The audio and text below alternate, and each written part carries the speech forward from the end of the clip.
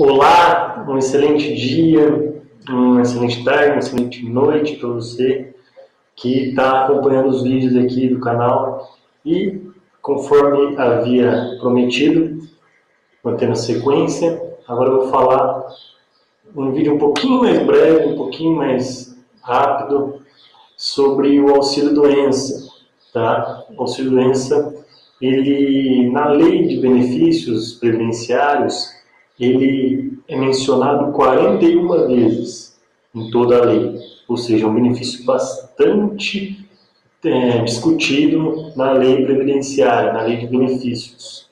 E existem 4 artigos específicos na lei que falam só dele, tá? Ou seja, nesses 41, alguns outros eles falam de formas esparsas, mas nesses 4 são específicas. Esse é o benefício, com certeza, mais demandado na justiça, é o benefício onde mais existem fraudes também, mas, da mesma maneira, onde mais existem cortes indevidos, já que é uma balança, são dois lados, existe o lado, claro, que está correto o benefício, e existe o lado que, de fato, deveria ter sido cortado, não ter sido, às vezes, nem ter sido fornecido esse benefício para o segurado. Pois bem, a partir do artigo 59 da Lei 8.213, Lei de Benefícios Previdenciários, nós temos o conceito legal do que é o auxílio-doença.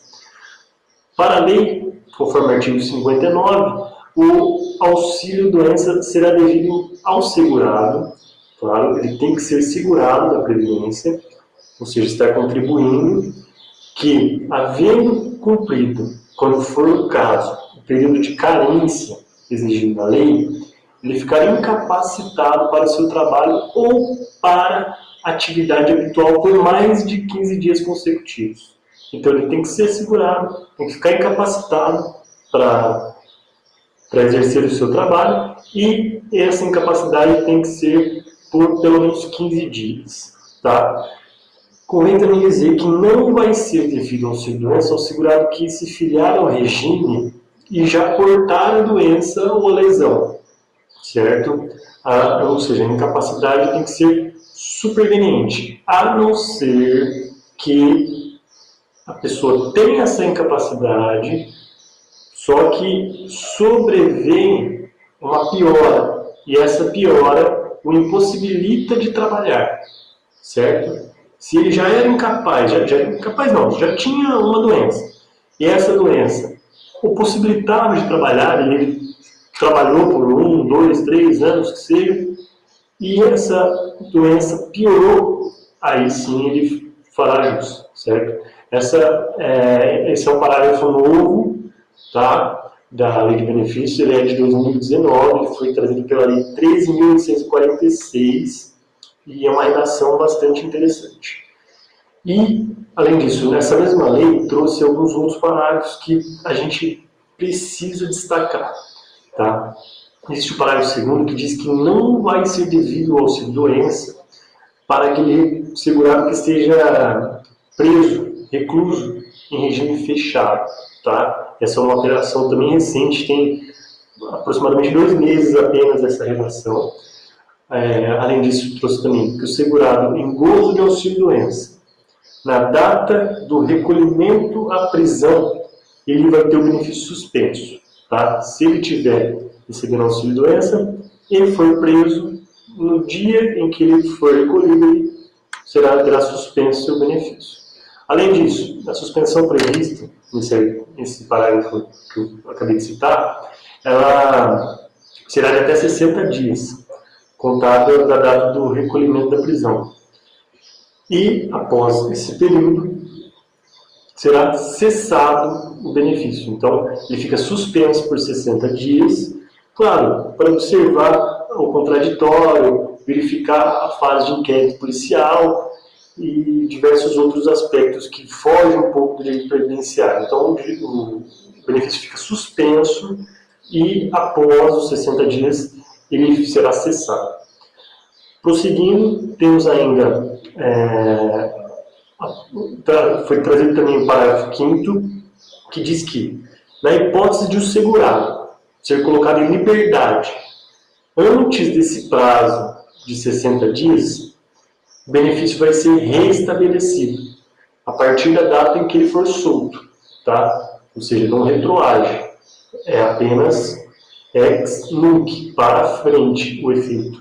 Ele vai ter recebido a partir do momento que ele for solto.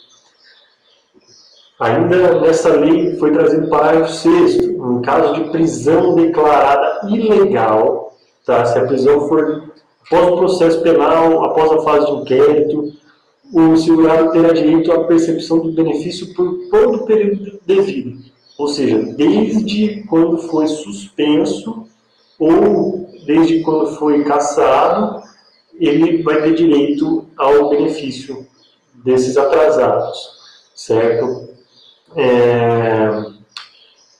E essas alterações apenas se aplicam aos benefícios dos segurados que forem recolhidos à prisão a partir da publicação da lei, tá? A partir agora desses 2 meses que foi feita essa lei, que foi trazida essas emendas aqui para a lei de benefícios, tá? Então, além disso, o segurado recluso, em cumprimento de pena de regime aberto ou semiaberto, ele vai ter direito normalmente ao auxílio-doença. Agora, um outro artigo bastante importante, que não é novo, mas que sofreu pequena alteração ali em 2015 e em 2017, em seus parágrafos, não no caput, é o artigo 60, que nos ensina a seguinte situação. O auxílio-doença será devido ao segurado empregado a contar do 16º dia do afastamento da atividade. Ficou 16 dias afastado, o INSS passa a pagar esse afastamento, o auxílio. Enquanto antes era o empregador, nos primeiros 15 dias, o empregador que paga. E no caso dos demais segurados, ou seja, o avulso, o doméstico, enfim, o autônomo, a contar da data do início da incapacidade, já é o próprio INSS que faz o pagamento. Temos aqui o parágrafo 1º. Quando o requerimento por segurado afastado da atividade por mais de 30 dias, auxílio-doença, será devido a contar da data de entrada do requerimento. Tá? Então não adianta nada a pessoa estar incapaz, estar com esse problema de ela não buscar o seu direito, e estiver afastada há mais de 30 dias, só vai ter o direito a partir da entrada do requerimento. É claro que isso comporta exceções. Tá? Em caso de impossibilidade do requerimento, a pessoa está em coma, a pessoa não tem um procurador, não tem ninguém que possa assisti-la nesse pleito e ela só consegue fazer isso após alguns meses. Se ela é devidamente comprovada a impossibilidade, ela consegue recuperar esses outros meses aí que não recebeu. Temos o parágrafo 3º também, que diz que durante os primeiros 15 dias consecutivos ao afastamento da atividade por motivo de doença, vai incumbir a empresa o pagamento do seguro, né? Que é o auxílio, na verdade. Ou seja, o seu salário integral. Não é apenas os 91% que vai ser pago depois, tem que pagar inteiro. A empresa paga proporcionalmente o salário inteiro do empregado. Agora, o parágrafo 4º diz que a empresa que dispuser de um serviço médico próprio ou um convênio, ela vai ter a seu cargo o exame médico e o abono das faltas correspondentes ao período referente a esse parágrafo 3º que eu acabei de falar. Então, ela deve encaminhar o segurado à perícia médica da Previdência quando a incapacidade ultrapassar 15 dias, ou seja, antes disso, as empresas maiores têm os seus próprios médicos, né? Então, elas mesmo se obrigam a prestar esse serviço.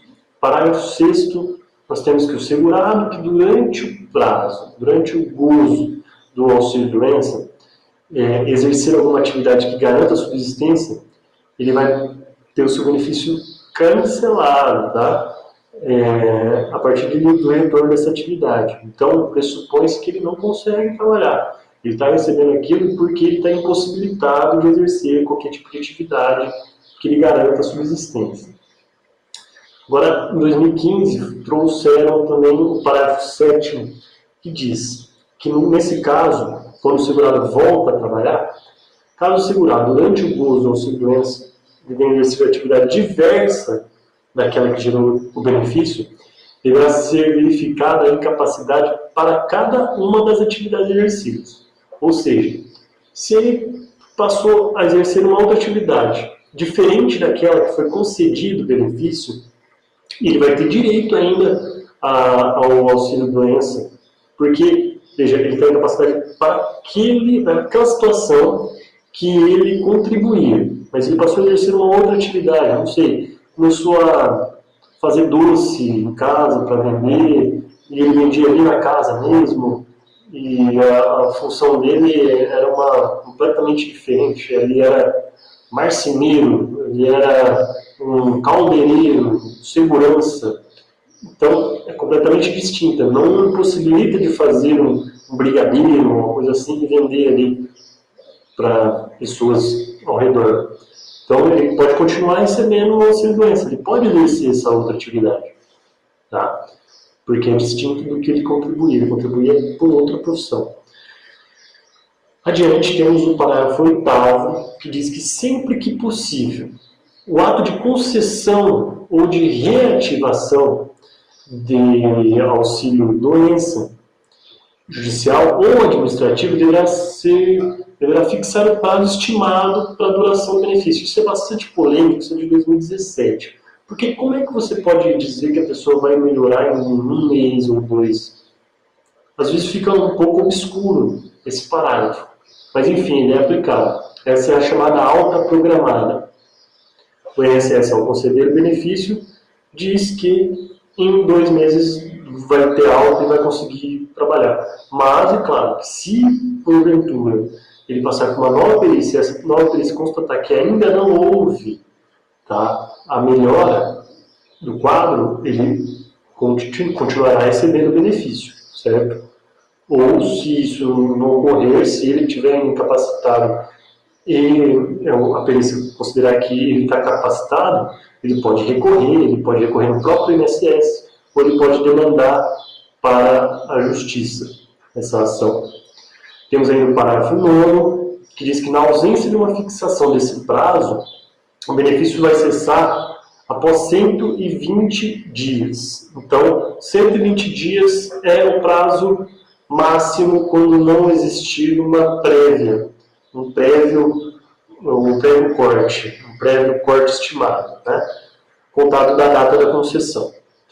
Parágrafo 10º adiante, o segurado em gozo de auxílio-doença, concedido judicial ou administrativamente, ele vai poder ser convocado. Então, às vezes a pessoa se engana, achando que consegui na justiça, então agora eu estou tranquilo. Não, tá? Você de fato vai precisar, talvez, dependendo do prazo aí que for estipulado, voltar a fazer exames periciais no INSS para constatar se você está ou não ainda fazendo jus àquele benefício. Isso é muito correto, claro. Temos aí no parágrafo 11, que diz que sempre que possível o ato de concessão ou de reativação do auxílio-doença, judicial e administrativo, ele deve ter um prazo fixado também. Isso é a mesma regra, né? Agora, o artigo 61, ele diz sobre a renda mensal do benefício. A renda mensal corresponde a 91% do salário de benefício, certo? É feito um cálculo onde 91% é como se fosse, imagina uma aposentadoria, você tem direito à aposentadoria de R$1.000. Feito o cálculo da sua aposentadoria, levando em conta a sua idade, levando em conta o seu tempo de contribuição. Deu R$1.000. Então você vai ter direito a 91% desses R$1.000 sobre o valor do auxílio doença, certo? Então, esse é o valor do benefício. Agora, o artigo 62, o segurado em gozo de auxílio-doença, insuscetível de recuperação. Aqui a gente está diante da transformação do auxílio-doença para aposentadoria por invalidez, tá? Então, se ele está em gozo de auxílio-doença e não capaz de recuperar, ele vai ser submetido a aposentadoria por invalidez, porque impossibilitado está de voltar a trabalhar e não existe prazo, não existe qualquer tipo de perspectiva de melhora. Tá? No artigo 62, nós temos ainda o Instituto da Reabilitação Profissional. Tá? O segurado que estiver recebendo auxílio-doença e ele puder exercer uma outra atividade na mesma empresa, ele poderá ser reabilitado, certo? E, além disso, temos o artigo 63 também, que traz ao doméstico o direito que é trazido aos outros, porque o doméstico ele sempre foi tratado de uma maneira preconceituosa pela lei. A lei não o protegia da maneira adequada.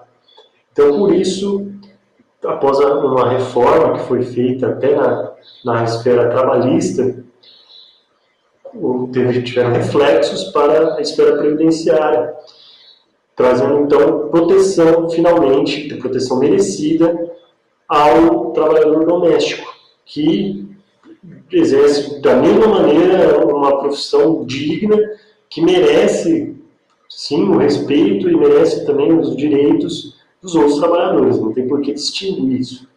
Então é isso. Aqui trouxe para vocês um pouco sobre o auxílio-doença, o que eu posso dizer que é um benefício bastante pleiteado, bastante demandado, é um benefício que tem muita discussão na justiça e na esfera administrativa também, e que, claro, se a pessoa tem o direito, se a pessoa está doente e está impossibilitada de exercer seu trabalho, ela deve sim procurar o INSS e, caso for injusta a decisão da perícia, ela necessariamente tem que recorrer tanto no INSS como na justiça e buscar o seu direito. Eu disse que iria fazer um vídeo um pouco mais curto agora, mas acabou que já até passou o tempo do anterior, que eu tratei sobre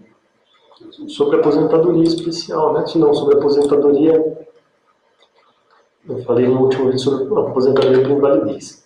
Bom, então é isso, tá? Busque seu direito e que você, com certeza, vai se sentir amparado. Se você tiver esse direito, você vai ser amparado. Se não pelo INSS, pela justiça posteriormente. Mas não desista, tá? Às vezes é árduo, é trabalhoso, é difícil, a gente fica um pouco chateado com algumas situações, mas se tiver direito, esse irá prevalecer, não tenha dúvida disso. Bom, pode demorar um pouquinho, mas a busca do direito, apesar das raízes serem amargas, os frutos são doces, assim como a busca do conhecimento. Tá bom? Então, obrigado.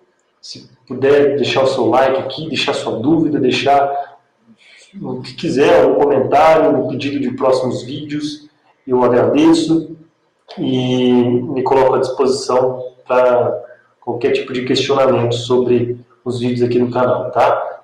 Forte abraço, os contatos estão aqui na descrição do vídeo e também a fundamentação legal para tudo que eu falei aqui, tá? Obrigado.